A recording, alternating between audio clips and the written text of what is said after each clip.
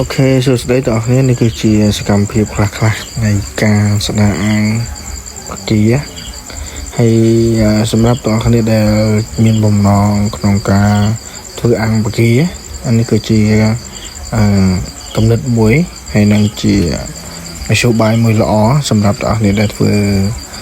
ការចិញ្ចឹមបកាមិនថាត្រីមិនថាអីទេអត់ទៅជាប្រភេទដែលយើងចិញ្ចឹមបងប្អូនអាចធ្វើអាងបែបនេះហ្នឹងគឺទិដ្ឋភាពអាងស្រងហើយនេះខ្ញុំកំពុងតែសម្អាតអាងអញ្ចឹងសម្រាប់អាងបកាឬក៏អាងចិញ្ចឹមសត្វ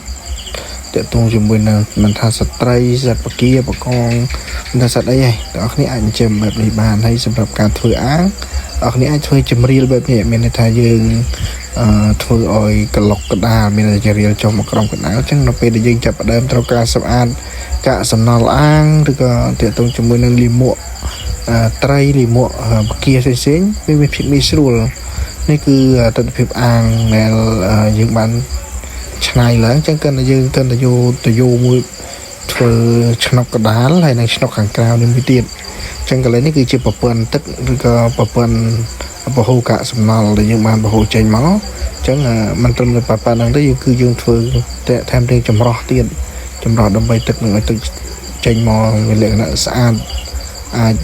ទទួលយកប្រើការបាននៅពេលក្រោយក៏បានដែរមានន័យថាវាអាចយកទៅធ្វើអីផ្សេងៗបាន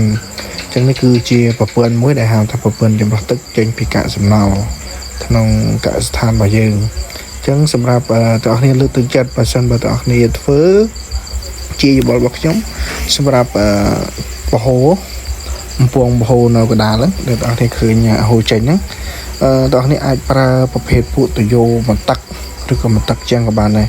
នេះកាកសំណល់ដែលខ្ញុំស្ដារអាងនេះមុខកាត់រហូតដល់ទៅ14ម៉ែត្រណាបងប្អូន14ម៉ែត្រគ្រាន់តែកាកសំណល់ដែលយើងស្ដារចេញមកហ្នឹងណាជាតិស្លែទាំងអស់ហ្នឹងជិត1តោនបងប្អូនតាមប៉ាន់មើលប្រហែលជាអាចបើសរុបទៅជិត1តោន